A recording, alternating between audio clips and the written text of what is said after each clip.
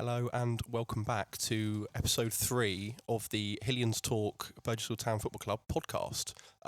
This is the first one of being a Step 3 Isthmian Premier Club, obviously joined by me and my fellow co-presenter Colin Bowman. Good afternoon. And of course, the man who makes it all happen behind the scenes, Lyndon Humphrey. Hello. And I'm very glad to say that today we're joined by one half of the best management team in Sussex, Gary Mansell. Gary?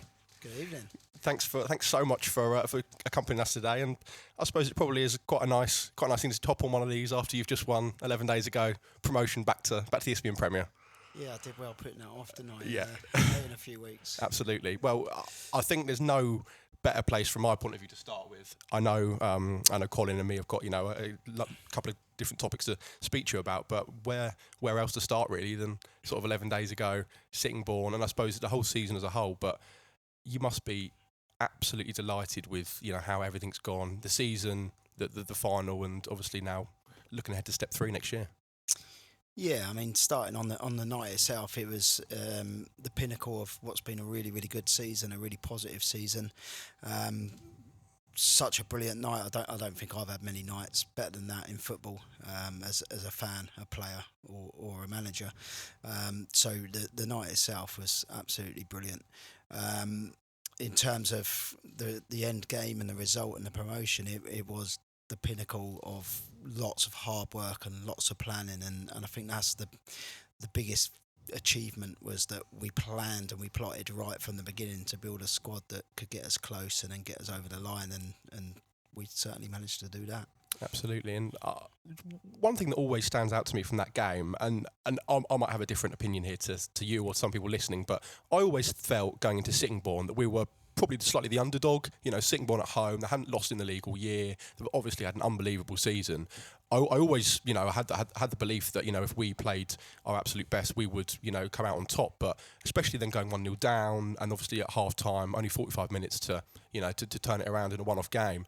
So then produce the second half we did, to obviously get the equaliser, and then probably from the 45th minute onwards, all the way through extra time, we were the better team. In my opinion, we were the team in control, the team that could have won it in the 90, then probably deserved to win it in extra time, and then obviously come out on top. So how then pleased were you, just obviously from coming back, going into the change room at half time, to then coming out and putting the next, 75 minutes, whatever it was, together, and, Yeah, well, we knew Sittingbourne was going to be a really tricky away day, and we knew how good they were at home and how good they'd been all through the season.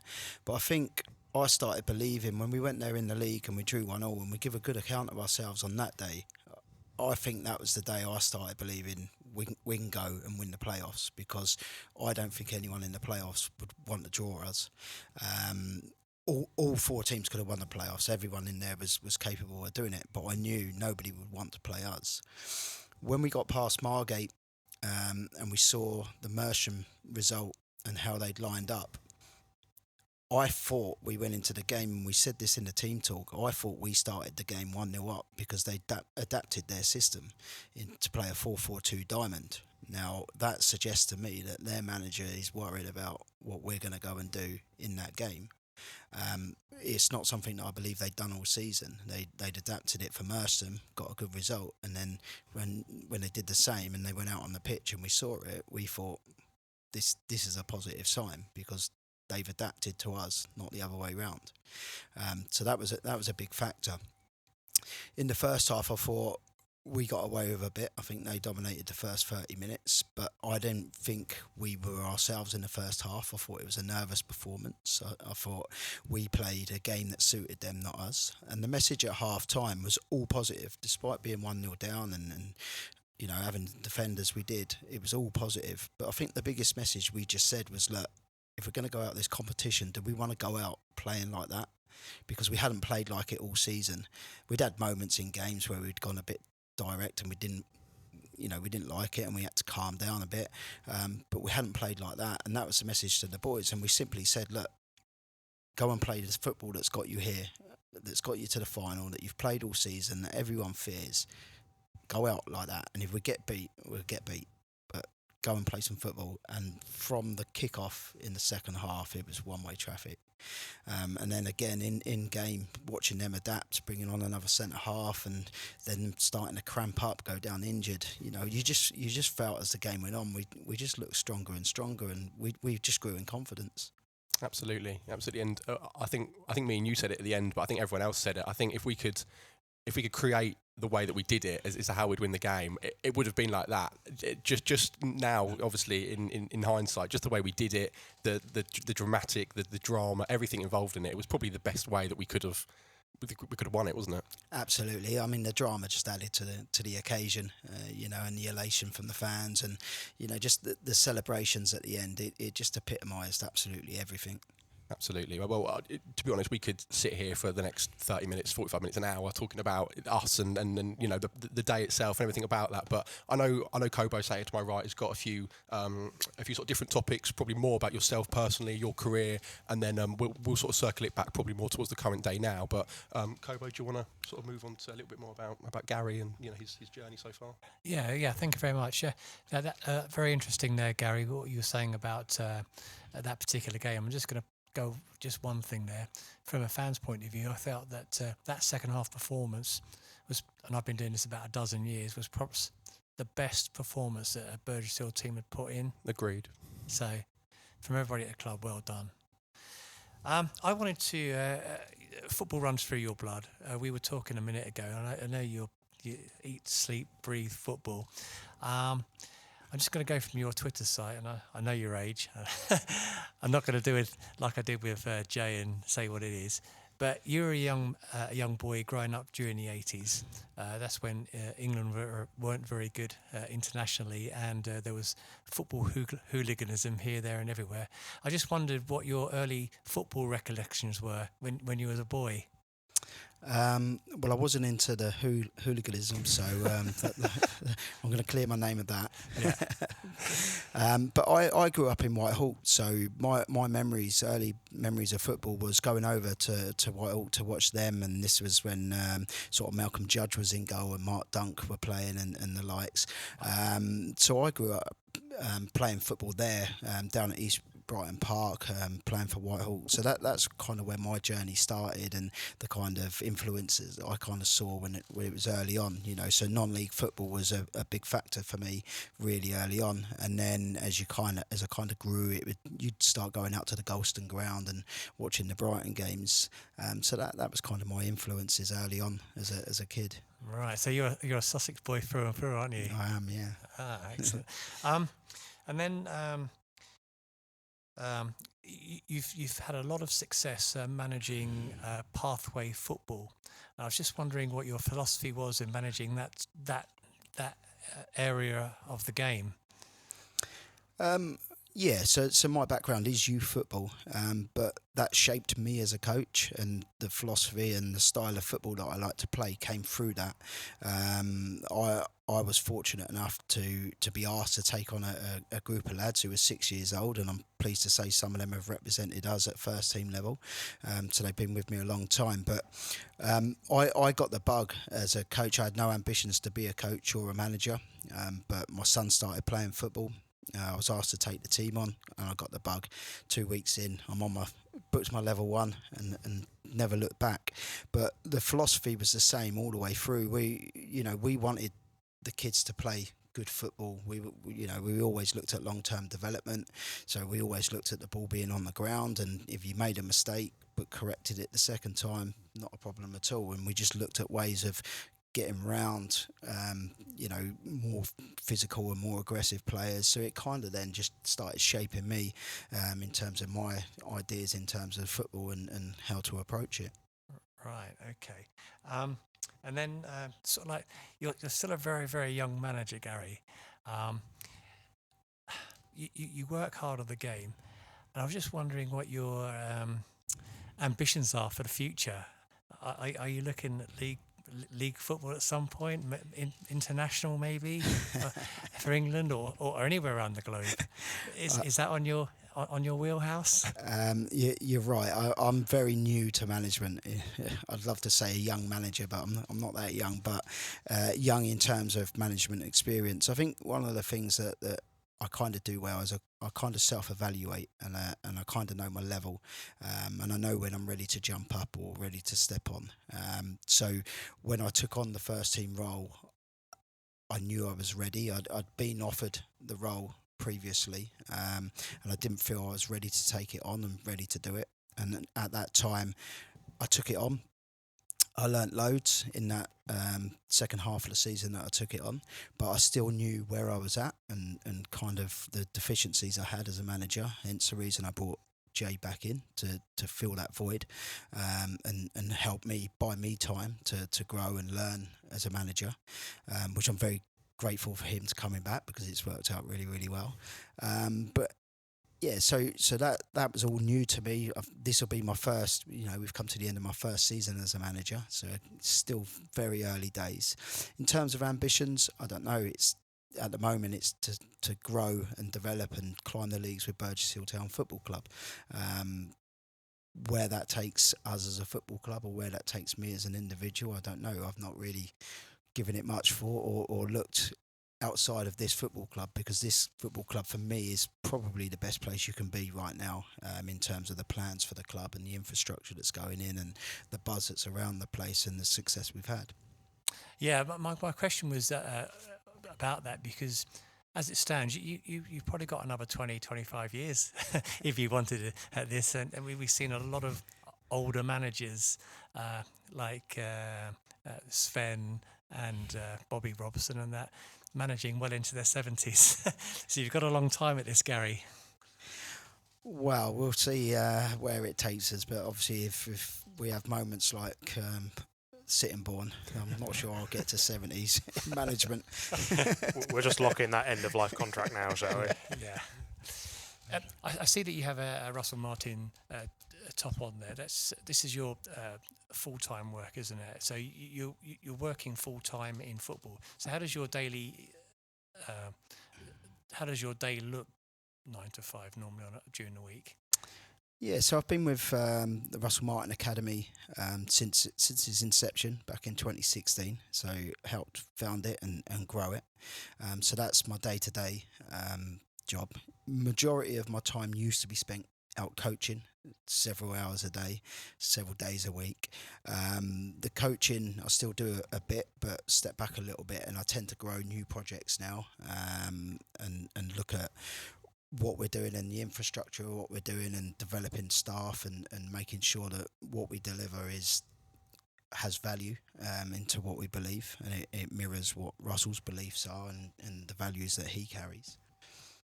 Right. Okay, so I'm going to hand it back to Jack, and maybe we can talk a bit more about the last couple of weeks and where we go for next season. Absolutely. There was just one point I just wanted to very quickly pick up on that you said. You mentioned towards the start there when you were talking to Colin about some of these boys that have come through and played. You've known since about the age of 6. You've coached them. Can you give a couple of examples? Because that fascinates me. That you've known them so long. So Sam Parker was with me right at the start. So he signed for me. We were My Lake Wanderers at the time. He signed for me as an under-7. So he's been with me a long time.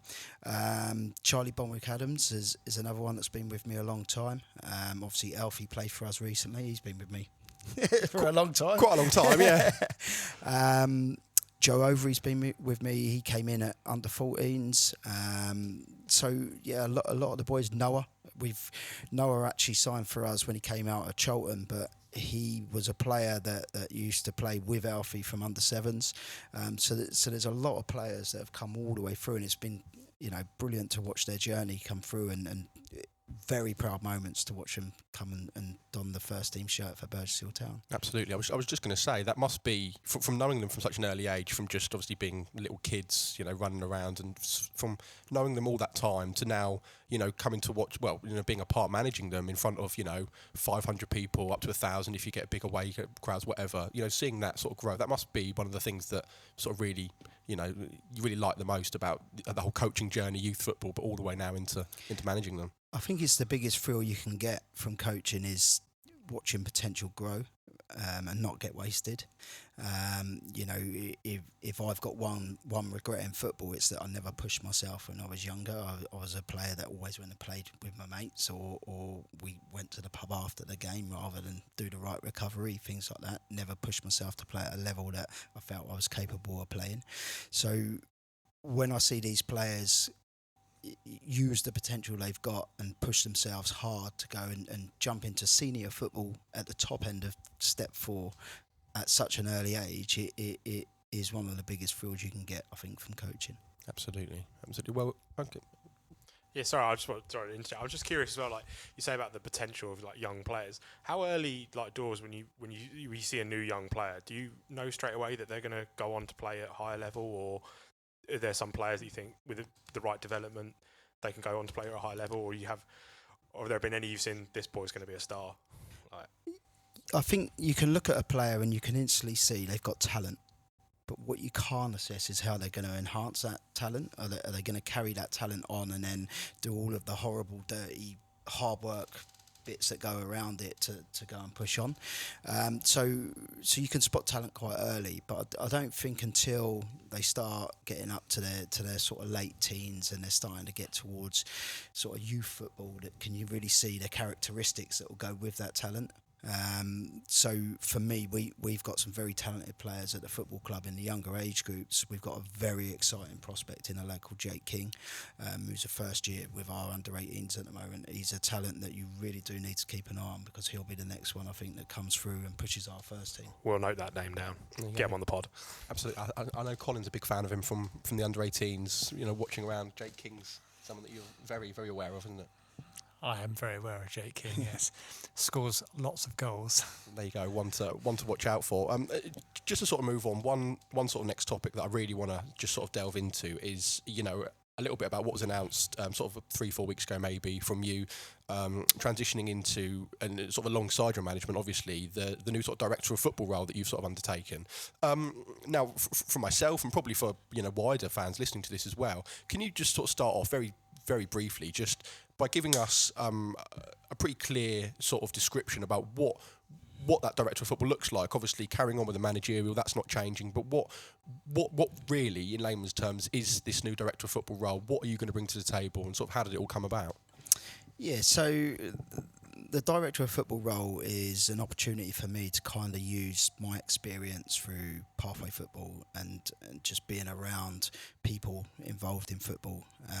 In terms of how it connects to the first team, as a football club, we're moving up the leagues. Again, better facilities.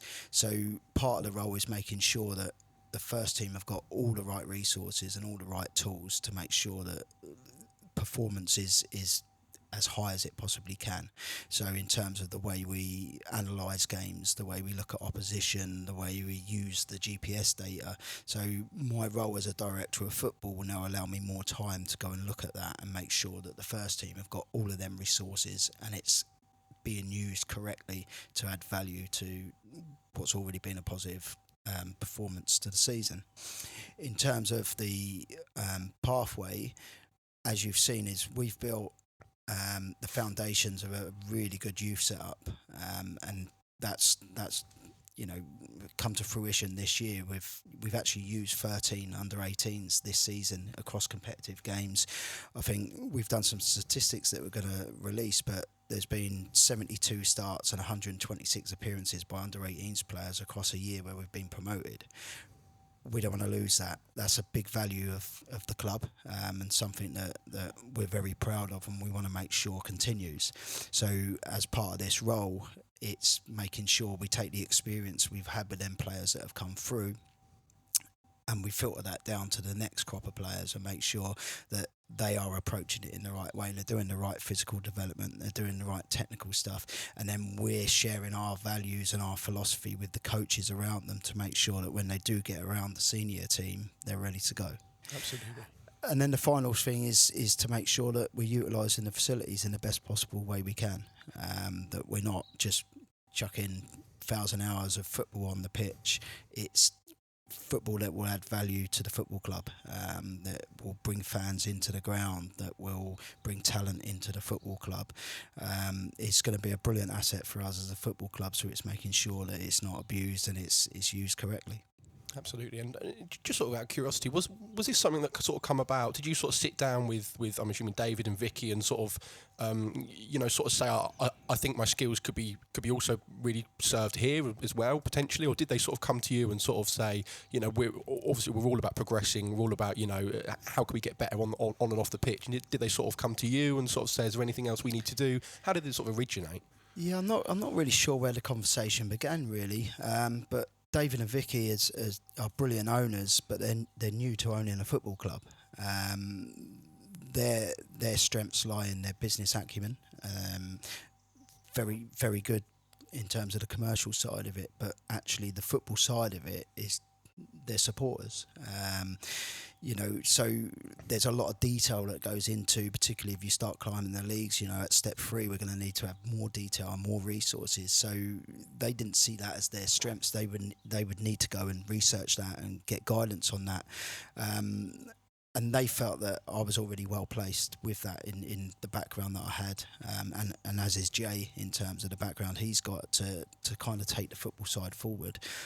But obviously, to be able to do that properly is only so many hours you can commit around a full-time role. So the part-time role of director of football allows me to actually go and implement some of that stuff and make sure that we are growing and we're professionalising everything as we go. Absolutely. Wow, yes. That all sounds fantastic, Gary, going forward. These youngsters coming through have definitely got a brilliant pathway, haven't they, to come and play for Burgess Town first team. Jack, would you like to, shall we eulogise about some of the major moments of the season? We can do, absolutely. I think this is a fun bit. I mean, Gary, if you look back over the season, I'm sure we've all got a high moment other than the playoff through the season that we've all attended. What would be your highlight of the league season? Sittingbourne aside, obviously. Yeah, obviously Sittingbourne was the key one. There are so many. Honestly, there's loads. I kind of think back to the first game of the season when, and I think this was, and the reason I kind of bring it up is because I think it showed how much we'd moved forward as a football club. We went to Sevenoaks and you guys were there. You watched the game. We were brilliant on the day. We were. But we lost 3-1. Yeah. But no one panicked. Nobody panicked. We didn't panic. The players didn't panic. You guys didn't panic. The owners didn't panic. Nobody panicked. And I just thought that was how far we'd come as a football club and the faith that we had in what we were doing. We then went on that brilliant run after that. But I think back to that day and I just thought in terms of the culture, we'd moved a long way forward as a football club because nobody panicked and everyone knew that this was a blip. Even though it was day one, it was a blip and we'd be okay. Yeah, that's a very good analogy there. So I do remember that day. It was a very hot day, if you remember. First away game of the season in the league. Yeah, it was. And their manager spoke very well of us, and that gave us a lot of faith. And he speaks well all the time, to be fair to him. But he gave us a lot of praise that day, and he kind of acknowledged that they'd gotten away with one. So that gave us a lot of hope. I can find key moments all through the season, brilliant goals and brilliant passages of play. I think Ramsgate away was another really big day for us to go down there. They hadn't dropped a point all season at that point. Yeah. They'd beaten Sittingbourne at home. They were scoring goals for fun, and we went down there and gave them a massive scare, and took a deserved point away from them, the first points they dropped. That was a big moment for us in the season. Yep. And then I can go to certain games where I just thought we were unplayable. Deal Town, the 2 games at Deal Town were probably my favourite performances of the season because Deal Town are a good side and they were on good runs when we went both down there and we played them here. And I don't think they could have played all night and they would have stopped us because we were just it epitomised everything we wanted to see in terms of the style of the football and the goals we scored were brilliant as well. And I think they were my favourite two in terms of, yeah, this is what this team's capable of and this is what we can do. And then you look at other key games that you score key moments. So I think Croydon here was a big win for us in terms of it was a tight game. I thought they were very good on the night, and we scored late. Joe Overy came off the bench, made a brilliant run, delivered a brilliant cross, and then I think we won a penalty at the back post. Is that right? Yeah. And then Boxy obviously steps up and does what he used to do, and puts it in the top Not all corner. the time. Martin, we don't mean it. I do. We do mean it. Okay, but Jack, what about your favourite memory of the league season? What would you be your highlight? Yeah, well, it's funny you mention this because when we had our presentation evening here a few nights ago, I was talking to another fan and we were sort of having this exactly same conversation about if I could pick out one game or one moment about my sort of favourite or anything like that. And to me, it was the sort of moment of the season or the sort of the moment in the season where I really thought we could be, really successful this season. It was the win away at Erith on the Tuesday night, the 2-1.